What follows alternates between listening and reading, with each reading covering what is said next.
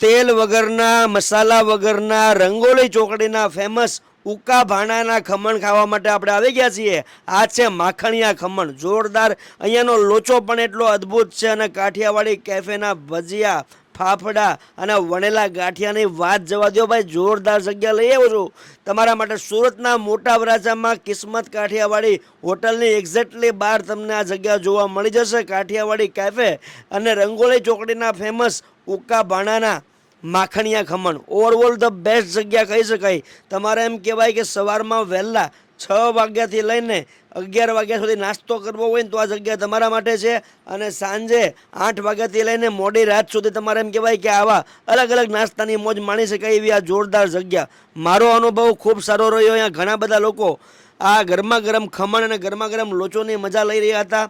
તેમજ અહીંયાના ભજીયા પણ એટલા જ ફેમસ છે. અહીંયાના વણેલા ગાંઠિયા ને અહીંયા ખાસ જે ફાફડા છે એકદમ પતલા પેજીસ જેવા લાગે તમને, જોરદાર. ઓવરઓલ મારો અનુભવ ખૂબ સારો રહ્યો.